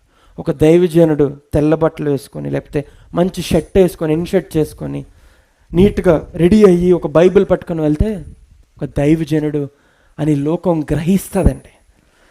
ప్రభువారు కూడా ఆయన విచ్చలవిడిగా నచ్చినట్టు బట్టలు వేసుకోవాలా? ఒక రబ్బీ ఎలాగైతే వస్త్రాలు ధరించుకుంటాడో, ఒక యూదుడు ఎలాగైతే ధరించుకుంటాడో అలా ధరించుకున్నాడంటండి. అలా ధరించుకున్నప్పుడు అందరూ గ్రహించారు. కానీ ఆయన చేయకూడని పని ఒకటి చేశారు. ఏంటండి? పాడను ముట్టుకున్నారంటండి. That's not an ordinary thing. ధర్మశాస్త్రమును ఆయన ఉల్లంఘించారు. ధర్మశాస్త్రమును ఉల్లంఘించారంటే మామూలు విషయం కాదు. కాకపోతే అక్కడ గ్రహించలేనిది ఏంటో చెప్పనా, ధర్మశాస్త్రాన్ని సైతం అందించిన ప్రభువు ధర్మశాస్త్రాన్ని ఉల్లంఘిస్తే పెద్ద విషయమేమీ కాదు. ఎందుకంటే రాజులకు రాజు ఆయన తండ్రి సింహాసనపై ఆసీనుడు అయ్యి ఉంటే ఆయన భూమి మీద ఆయన రాజ్యాన్ని ఏలడానికి, రాజ్యాన్ని విస్తరించడానికి వచ్చాడండి. ధర్మశాస్త్రం ఇచ్చిన ప్రభువే, ఆయన ఇచ్చిన ప్రభువే ఆ మాటను దాటి ఆ పాడెను పట్టుకున్నాడంటండి. అందరూ షాక్ అయిపోయారు. వాళ్ళు ఏం చేశారో తెలుసా? చదవండి అమ్మా. ఆయన చిన్నవాడా లెమ్మని దాని ముందు చదవండి అమ్మా, దాని ముందు. దగ్గరకు వచ్చి పాడెను ముట్టగా మోయిచున్నవారు నిలిచిరి. ఆయన చాలమ్మా. మోయిచున్నవారు నిలిచిరి అంటే ఎప్పుడు బిత్తరపు ఎప్పుడు ఆగిపోతాం? చెయ్యకూడదు ఎవరైనా చేస్తే, లేకపోతే ఎప్పుడు మన చూడని కార్యం ఎప్పుడైనా చూస్తే అలా నుంచుండిపోతాం. మన కళ్ళ ముందే ఏదన్నా యాక్సిడెంట్ జరిగింది అనుకోండి, వెంటనే ఏమైపోతాం? మనం ఒక క్షణం ఆగిపోతాం. ఏం జరుగుతుంది? మనం ఎప్పుడు చూడని కార్యం. ఒక రబ్బీ వచ్చి, ఒక ప్రవక్త వచ్చి పాడెను ముట్టుకోలేదంటండి. ఆయన ముట్టుకోగానే వాళ్ళు ఏమైపోయారు? నిలిచిపోయారంట. నిలిచిపోయి ఏం చేశారు చెప్పనా? పాడెని కింద పెట్టేశారు. పాడెని కింద పెట్టకూడదు కదా మోసుకెళ్ళేటప్పుడు. మోసుకువెళ్ళి సమాధి దగ్గర కింద పెట్టి, యూదుల ఆచారంలో కింద పెట్టరు, తీసుకువెళ్ళి మళ్ళీ సమాధిలో పూడ్చే వరకు వాళ్ళు మోసుకు వెళ్తారంటండి. జన సమూహం వాళ్ళని వెంబడిస్తూ వెళ్తుందంటండి. మన ఆచారం కూడా కొంచెం దగ్గరగానే ఉంటుంది. అంటే భారతదేశపు ఆచారం గురించి నేను మాట్లాడుతున్నాను. వాళ్ళు మోసుకు వెళ్ళేవారు బిత్తరపోయగానే కింద పెట్టారంట. ప్రభు వారిని అప్పటికే ఈయన చేయకూడని పని చేశారని ఆశ్చర్యంతో ఆయన చూస్తుంటే వెంటనే ఆయన ఇంకో మాట అన్నారంట. ఏమన్నారో తెలుసా? చిన్నవాడా, యంగ్ మ్యాన్, చిన్నవాడా లెమ్ము నీతో చెప్పుచు అని ఆ చిన్నవాడికి చెప్పారంట. సెవెంత్ ఎవరైనా మాట్లాడతారండి? చనిపోయిన వారితో ఎవరైనా మాట్లాడితే ఏమంటాం? పిచ్చోడా అనే కదంటాం. పాపం ఎవరైనా వాళ్ళ తల్లిదండ్రులు చనిపోతే బాధతో వచ్చి ఆ మృతదేహం దగ్గరికి వచ్చి, అమ్మ లేగమ్మా నేను వచ్చాను నాతో మాట్లాడమ్మా అని చెప్తే మనం వాళ్ళు పిచ్చోళ్ళు అనుకో, బాధలో మాట్లాడుతున్నారు పయ్యో పాపం అని మనం కూడా జాలి పడతాం. సంబంధం లేదు ప్రభువుకి. ఆయన ఎవరో వాళ్ళకి తెలియదు. నాయన ప్రాంతంలో ఉండే ప్రజలు ఎప్పుడు ఆయన చూడలేదు. ఆయన అద్భుతాల కార్యాలు చేస్తారని ఆయన ఎప్పుడు గ్రహించలేదు. అందుకనే వాళ్ళందరూ శవాన్ని వెంబడిస్తున్నారు. ప్రభువు వారి వెనకాల మాత్రం ఆయన చేసిన కార్యాలను చూసి కపెర్నహూము నుండి వెంబడిస్తూ వచ్చిన వారు ఉన్నారు. అంటే అప్పటి వరకు నాయను ప్రాంతానికి ఈయన ఎవరో తెలియదు. కనీసం ఈయనకి ఆ కుమారుడు అంటే చనిపోయిన వాడు లేకపోతే స్త్రీ ఎవరో ఆయనకు పరిచయం లేదు. ఆయన వెళ్ళి చిన్నవాడా లెమ్ము అనగానే ఒక్కసారి ఆలోచించండి అమ్మా, చుట్టుపక్కల ఉన్న వాళ్ళ మనస్తత్వం ఎలా ఉంటుందా? ఏడ్చే స్త్రీని ఏడవద్దని చెప్పినప్పుడే వీళ్ళకి సగం చిరాకు వచ్చింది. ఆ ఏడవద్దని చెప్పిన వెంటనే ఆయన ఏం చేశాడు? వెళ్ళి చేయకూడని పని వెళ్ళి పాడెను పట్టుకున్నాడు. పాడెను పట్టుకొని ఆయన అందరు తిట్టేవాడుగా ఆయన అయ్యాడు. వెంటనే ఇంకొక మాట ఏం పలికాడు ఆయన? ఎవరితో చెప్తున్నాడు? సెవెన్తో చెప్తున్నాడు. 3 కార్యాలు ఎవ్వరూ చెయ్యని పనులు ఆయన అప్పుడు చేశాడండి. చిన్నవాడా లెమ్ము అనగానే ఏమైందమ్మా? ఆగండి అమ్మా, 15వ వచనం ఇలా రాయబడి ఉంది. నేను ఇంగ్లీష్లో చదువుతానమ్మా. A dead man sat up and began to talk. హల్లెలూయా. చనిపోయిన వాడు వెంటనే ఏం చేశాడు తెలుసా? లేచి కూర్చున్నాడంట. కూర్చోవడమే కాదు, మాట్లాడసాగాడంట. హల్లెలూయా. ఆయన మాట పలికితే ఏమైందండి? చనిపోయిన వాడు తిరిగి లేచాడని చెప్పగానే ఒక్కసారి దుఃఖంతో ఉన్న మనుషుల హృదయాలు ఎలా మారిపోయి ఉంటారో ఒకసారి ఆలోచించండి. బిత్తరిపోయి ఉంటారు, ఆశ్చర్యపోయి ఉంటారు. వాళ్ళ హృదయాలు సంతోషంతో నిండిపోయి ఉంటాయి. సంతోషంతో నిండిపోయి ఉన్న గుంపేమో ఆశ్చర్యపోయారు. ఆయన పాడను పట్టుకోవడం చూసి బాధతో ఉన్న వాళ్ళేమో సంతోషంతో నిండిపోయారు. అంటే ఒకవైపు ఉన్న వాళ్ళు ఇంకొకరిలాగా, ఇంకొక వైపు ఉన్నవారు ఇంకొకరిలాగా మారిపోయారంటండి. They were in shock. ఎప్పుడు ఎన్నడూ చనిపోయిన వాడు తిరిగి లేగడం, వాళ్ళు పాత నిబంధన నుంచి ప్రవక్తలు చేసిన కార్యాలు వినడమే కానీ, ధర్మశాస్త్రంలో చదవడమే కానీ కళ్ళుతో ఎప్పుడు చూడలా. అందులోనూ నాయీను ప్రాంతంలోకి ఇంకా అడుగు పెట్టక మునిపే షునేము ప్రాంతంలోనే ఉంటా నాయీను ప్రాంతంలో ప్రభువారు ఏం చేశారు? అద్భుతం చేశారంటండి. చనిపోయిన వాడిని తిరిగి లేపారంట. ఈరోజు నీ పరిస్థితిలో కూడా అలా అనుకున్నావేమో. నా ఊరి కోసం పెద్దగా ఎవరికి తెలియదండి, నాకు పెద్దగా గౌరవం లేదండి, నేను ఊరు దాటి వెళ్తే నన్ను ఎవరు గుర్తించరండి, గుర్తుపట్టరండి, నేనేదో మా ఊరిలో మా ఇంటి పక్కన వారు, మా బంధువులు, మా పేటలో వాళ్ళు తప్ప నాకు ఎవరు పెద్దగా గౌరవం ఇవ్వరండి. నా భర్త కనుక నా కుటుంబం నన్ను విడిచిపెడితే, లేదా నా భార్య కనుక నా పిల్లలు కనుక నన్ను విడిచిపెడితే నన్ను పెద్ద మనిషిగా కూడా ఎవరు గుర్తించరండి అని మీరు అనుకుంటున్నారేమో. నాకు గుర్తింపే లేదు అండి మీరు అనుకుంటున్నారేమో. ప్రభువు వారు కనుక మన జీవితంలోకి వస్తే ఈ స్త్రీకి ఏం జరిగిందో తెలుసా?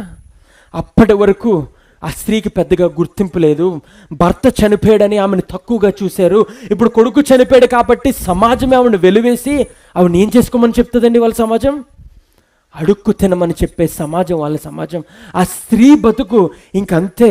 అటువంటి బ్రతుకు కలిగిన స్త్రీని ఆయన చూసి కనికరపడి జాలిపడి ఏం చేశారో తెలుసా? ఆమె పరిస్థితిని రెండింతలుగా ఆశీర్వదించాడండి. హల్లెలూయా. కొడుకుని లేపగానే ఆ స్త్రీకి ఏమైందో తెలుసా? ప్రభువారు ఏం చేశారో తెలుసా? కొడుకుని లేపిన తర్వాత ఆడు మాట్లాడుతుంటే ప్రభువారు చనిపోయిన వాడిని లేపలా, చనిపోయిన వాడి మీద జాలిపడి లేపలా. ప్రభువారిని ఎవరిని చూసి కనికరపడ్డారు? ఆ వేదనతో నిండున్న తల్లిని చూసి ప్రభువారు కనికరపడి 15వ వచనంలో ఏం చేశారు తెలుసా? చదవండి అమ్మా. చిన్నవాడా లెమ్మని తర్వాత ఆ చనిపోయిన వాడు లేచి కూర్చుండి మాట్లాడసాగెను. ఆయన అతని తల్లికి అప్పగించెను. ఆడు మాట్లాడి సాగిన వాడి మాటలు ప్రభువారు వినలేదండి. వాడిని తీసుకొని వెళ్ళి తల్లికి ఇచ్చారంట. తల్లికి చనిపోయిన కుమారుడిని ఇచ్చినందుకు ఆనందం ఒకటైతే ఆయన ఏం తిరిగిచ్చారో తెలుసా? ఆమెకు గౌరవాన్ని తిరిగిచ్చారంటండి, ఆమెకు ఒక గుర్తింపుని తిరిగిచ్చారంటండి, ఆమెకు పేరు ప్రఖ్యాతులు తిరిగిచ్చారంటండి. ఎందుకో తెలుసా? ఆమె గురించి ఎవరు పట్టించుకోలేని వారు, ఆమె గురించి ఎవరు చూడని వారు, కొడుకు చనిపోతే డబ్బులు ఇస్తే పిలిచి ఏడ్చేవారు వస్తాయంట. తిరిగి ఇచ్చినప్పుడు అంతా ఇస్తే ఆమె నాయీను ప్రాంతంలోనే ప్రత్యేకం కలిగిన స్త్రీగా మారిందంటండి. ఎందుకో తెలుసా? ఈ ఊరికి ఒక అతను వచ్చాడంట, చనిపోయిన వాడిని లేపారంట, ఆ స్త్రీకి ఒక గుర్తింపు ఇచ్చారంటండి. ఊర్లు మాట్లాడుకున్నాయంటండి. ఎంత అద్భుతం చేశాడండి ఆ స్త్రీకి. ఆ స్త్రీ జీవితాన్ని ఆయన చూసి ఆమె ప్రభువుని అడగల, నోరు తెరిచి అడగల, నోటితో ప్రభువా నా కొడుకు చనిపోయాడు సహాయం చేయి ప్రభువా అని అడగల. కానీ ప్రభువారు ఆ దుఃఖమును చూసి ఆమెను కన్నీటిని సంతోషముగా మార్చాడంటండి. మారాని మరుద్రముగా మార్చని దేవుడండి మన దేవుడు. ఈరోజు నీ జీవితంలో అటువంటి బాధలో ఉన్నావా? అటువంటి ఇరుకులో ఉన్నావా? అటువంటి ఇబ్బందులో ఉన్నావా? ప్రభువుని నీ జీవితంలోకి ఆహ్వానించు. నువ్వు ఏమీ చేయక్కర్లా, నువ్వు నోరు తెరిచి చెప్పక్కర్లా. నువ్వు చెప్పక మునిపే, ఆయన అడగక మునిపే నువ్వు ఏ బాధలు ఉన్నావో ఆయనకు తెలుసండి. కేవలం నీ జీవితాన్ని ఆయనలా మార్చుకొని నీ జీవితాన్ని ఆయనకు సమర్పించుకుంటే చాలు. నీకున్న ఇరుకులు, ఇబ్బందులు, అప్పులు, సమస్యలు, అనారోగ్యాలు ఆయన తీరుస్తాడండి. ఏదో నోటుకొచ్చింది చెప్పట్లేదండి.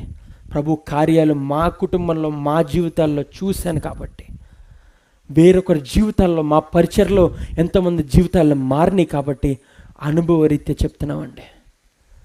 మన ప్రభు అద్భుతాలు చేసే దేవుడు, మన ప్రార్థనలకి జవాబిచ్చే దేవుడు, మన మొరను ఆలకించే దేవుడు.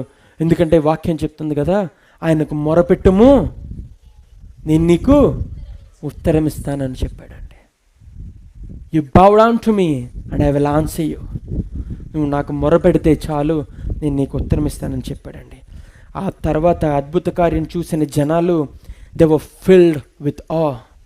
16వ వచనం ఒకసారి చదవండి అమ్మా. అందరూ భయక్రాంతులై చదవండి అమ్మా. మనలో గొప్ప ప్రవక్త బయలుదేరి ఉన్నాడనియు దేవుడు తన ప్రజలకు దర్శనం అనుగ్రహించి ఉన్నాడనియు. హల్లెలూయా. అప్పటి వరకు ఆయన ఒక రబ్బీగానే చూశారు, ఆయన ఒక బోధకుడిగానే చూశారు. ఆ రోజు ఆయన చేసిన కార్యానికి ఒక గొప్ప ప్రవక్త మన మధ్యన బయలుదేరి ఉన్నారని చాలామంది గ్రహించారంట. అదే కాదు, ఆయన దేవుడని కూడా గ్రహించారంటండి. హల్లెలూయా. భయభ్రాంతులు ఎప్పుడవుతారో తెలుసా? దైవ కార్యం జరిగినప్పుడు, దేవుని ప్రత్యక్షత అక్కడ కలిగినప్పుడు భయంతో నిండిపోతారంటండి. They were surprised and mesmerised of what they saw. వాళ్ళు చూసిన కార్యాన్ని, చనిపోయిన వాడు తిరిగి లేచారనేటప్పటికీ ఆశ్చర్యంతో నిండిపోతారంటండి.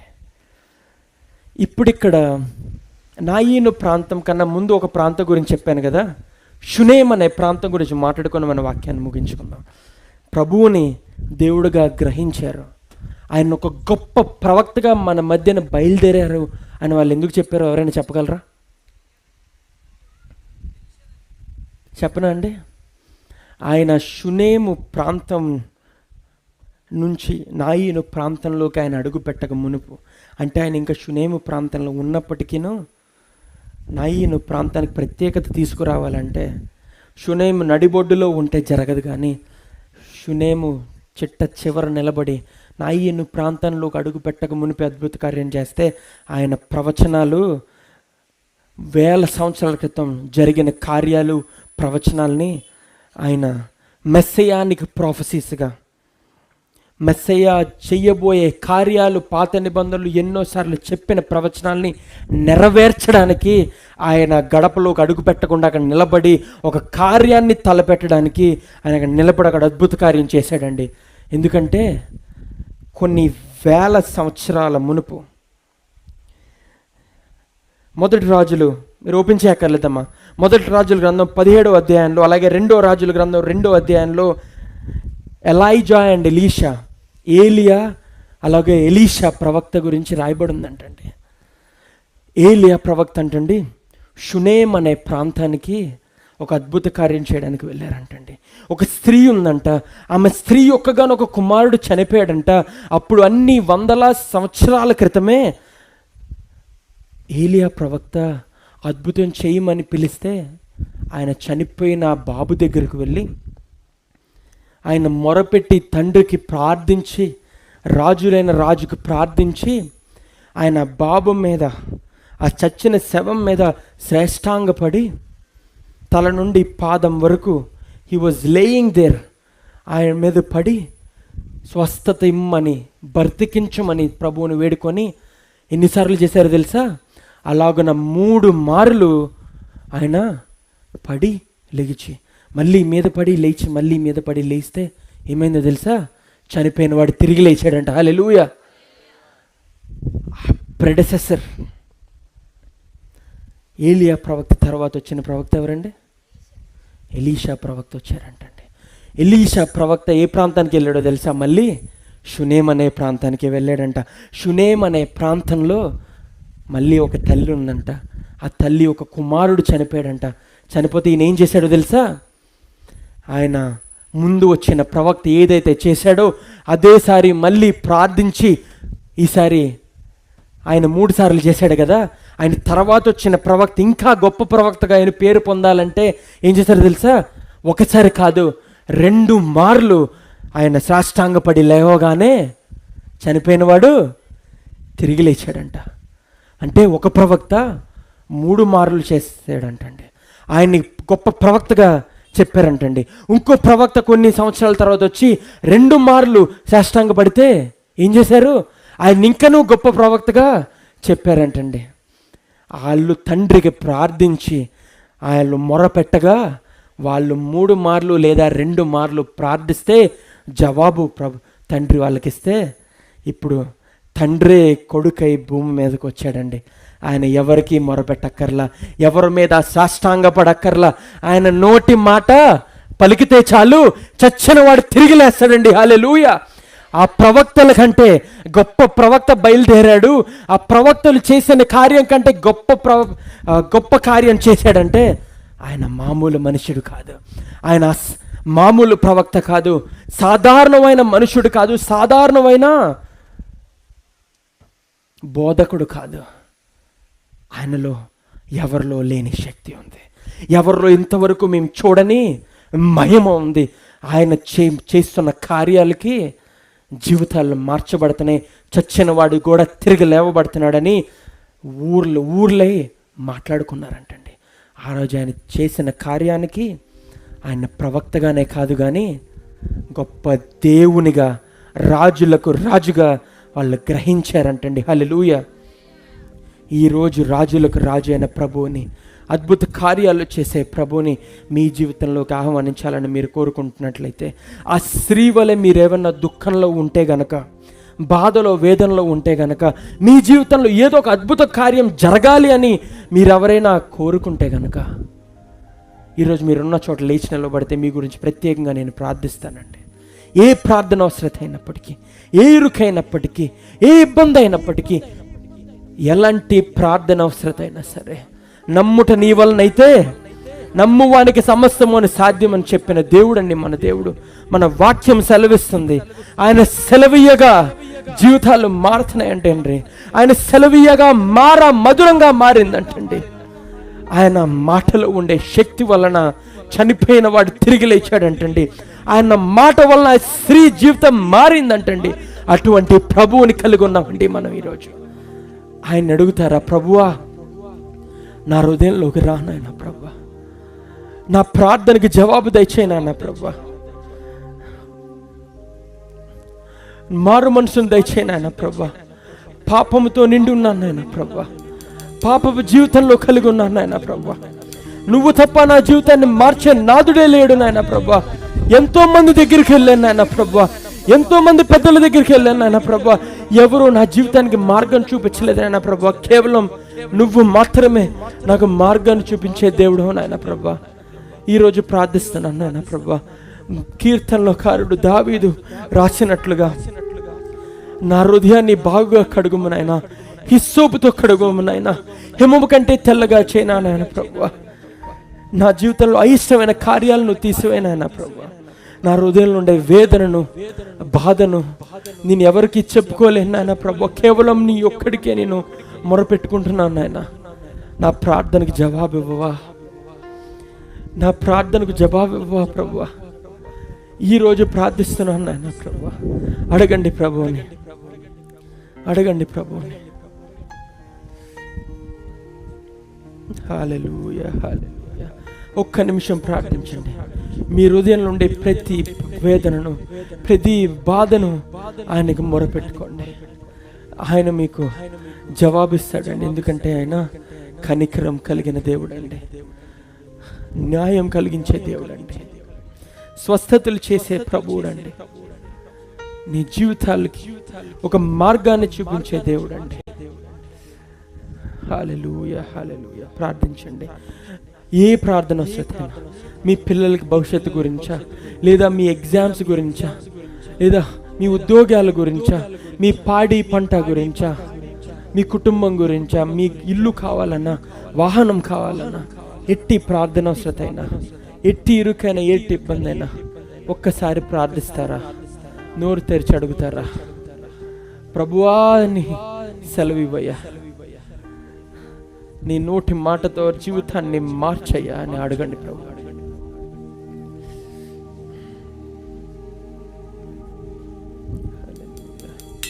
హల్లెలూయా, హల్లెలూయా, హల్లెలూయా,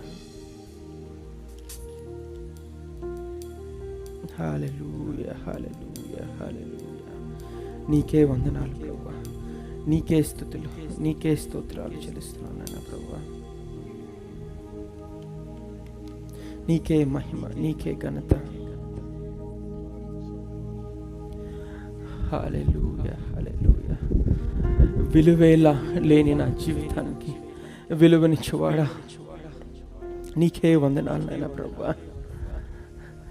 ఎండిన మోడు వంటి జీవితాలు నాయనా ప్రభువా మరలా చిగురింప చేస్తావనే వాగ్దానాన్ని మాకు ఇచ్చిన దేవా, నీకే వందనాలు చేస్తున్నాను నాయనా ప్రభువా.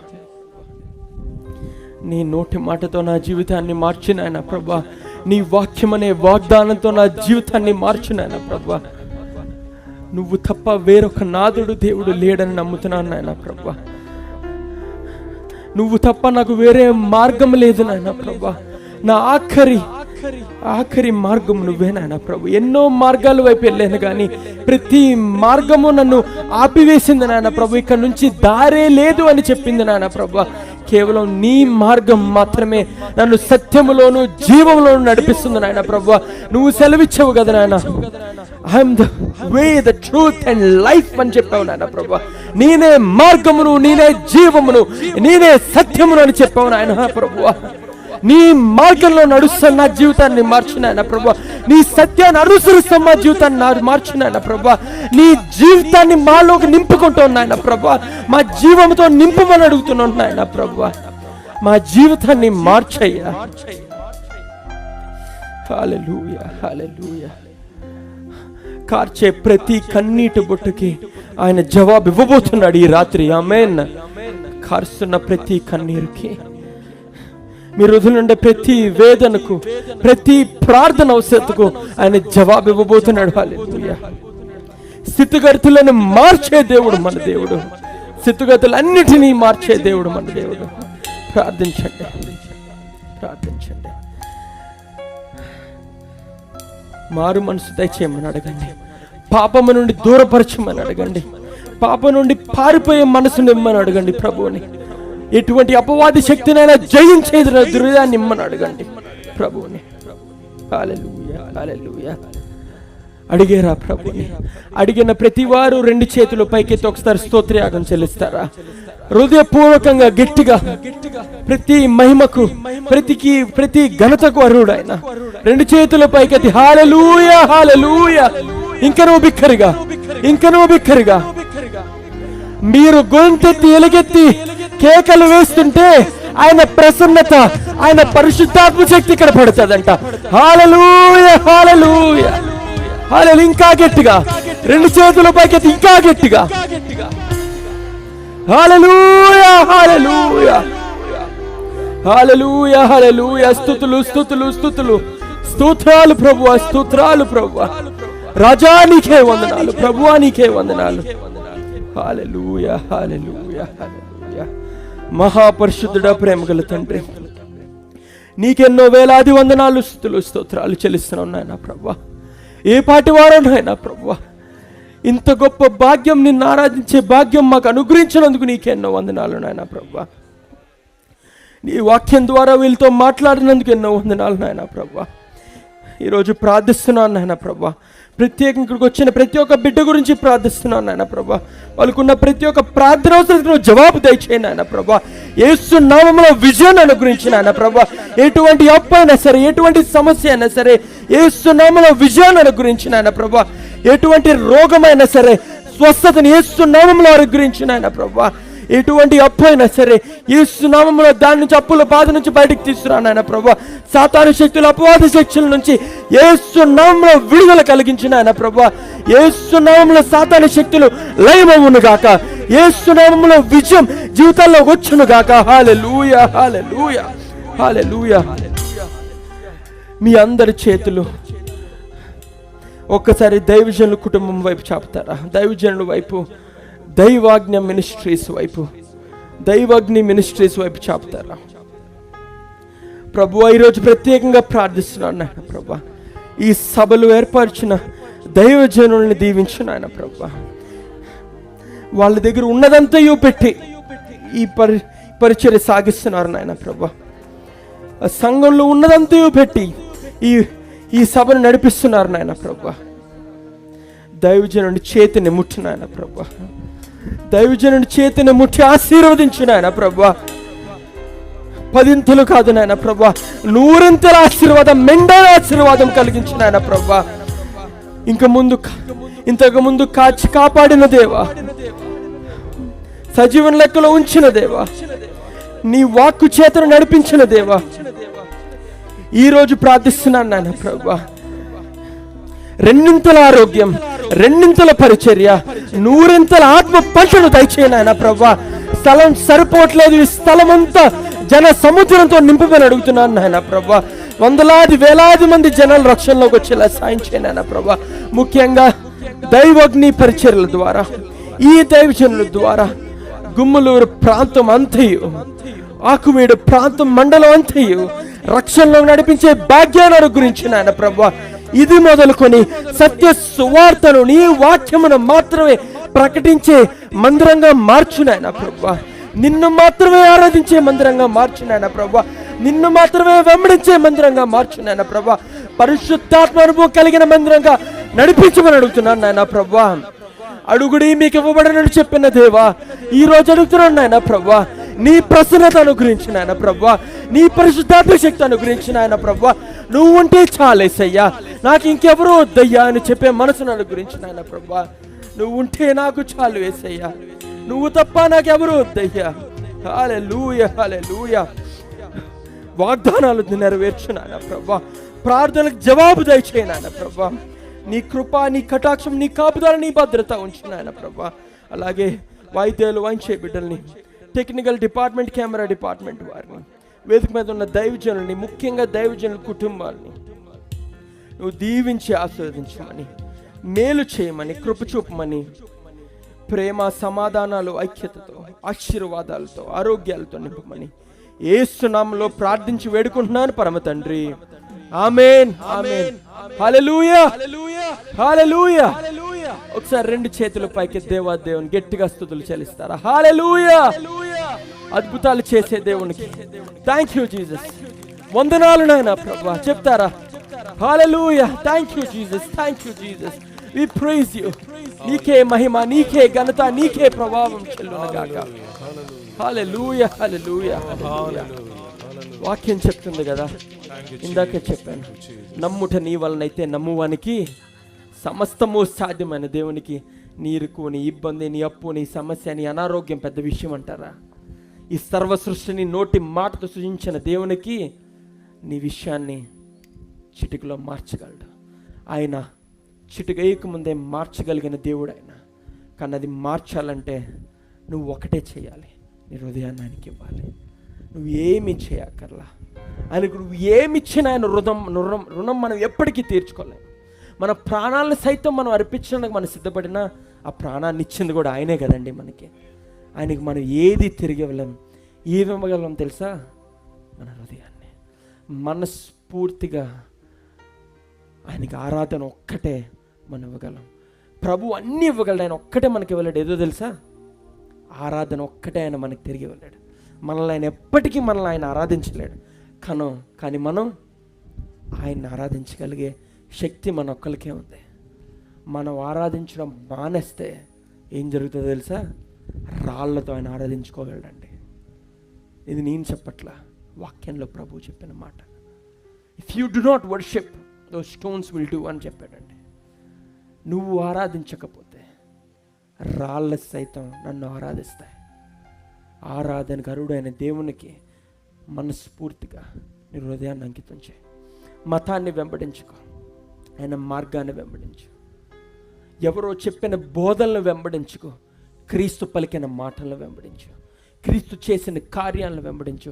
ఎందుకంటే బైబిల్లో ఎక్కడ చెప్పలేదండి దావీదుని వెంబడించు, గొలియాతుని వెంబడించు, లేకపోతే మోషేని వెంబడించు, వాళ్ళని వెంబడించు, వీళ్ళని వెంబడించు అని అందరూ చెప్తూ ఉంటారు. వాళ్ళని ఎవరిని వెంబడించినా పరలోక రాజ్యంలో మనకి చోటు ఉండదు. క్రీస్తును మాత్రం వెంబడిస్తే చాలు. ఆయన నోటితో ఆయన చెప్పారు కదా, నా ద్వారా తప్ప తండ్రి వద్దకు పరలోక రాజ్యం ఎవ్వరూ చేరలేరు. ఈ రోజు నుంచి మీరు హృదయాల్లో తీర్మానం చేసుకోండి. మీకుండే మూఢనమ్మకాలు, మీకుండే అలవాట్లు, మీ కుటుంబాల్లో ఎన్నో తరతరాలకు వచ్చే ఆచారాలు, మనదంతా ఒకటే నమ్మకం, క్రీస్తును నమ్మిన వారు. బైబిల్ ఒక్కటే మన నమ్మకం. ఒకవేళ మూఢంగా నువ్వు నమ్మాలా, వాక్యాన్ని నమ్ము. నీకుండే ఆ నమ్మకాల్లో ఉండే మనస్తత్వాన్ని అంతటిని వాక్యం వైపు తిప్పు. నీకుండే ఆ దృష్టిని వాక్యం మీద పెట్టు.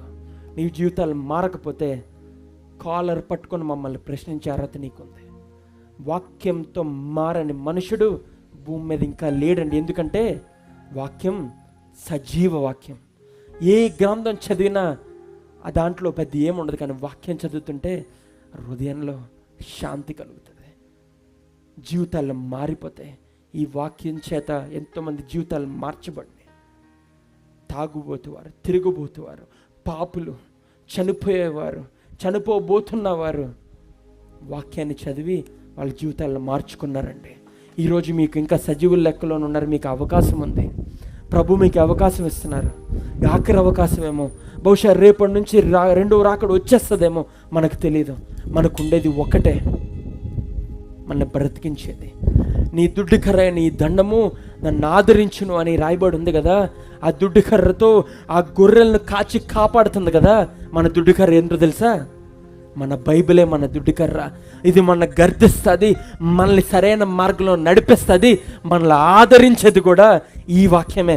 మనల్ని సరిచేయాలన్నా ఈ వాక్యమే, మనకి జీవం పోయాలన్నా ఈ వాక్యమే, మనల్ని ఆదరించాలన్నా మనకి ఈ వాక్యమే. ఎందుకంటే వాక్యమే దేవుడు అయి ఉన్నాడు. ఆ దేవుడు మన దగ్గరే ఉండగా మనం అటు ఇటు చూడడం ఎందుకండి? ఈ రోజు నుంచి వాక్యాన్ని వెంబడిద్దాం, క్రీస్తును పోలి జీవిద్దాం. దేవుడి వాక్యాన్ని, ఈ మాటల్ని దీవించి మీ పరిచయలను, ముఖ్యంగా దైవజనులు, వాళ్ళ కుటుంబాన్ని, కూడి వచ్చిన మీ అందరినీ దీవించి ఆశీర్వదించును గాక. ఆమేన్, ఆమేన్. మీ అందరికీ నా ప్రత్యేకమైన వందనాలు. Thank you.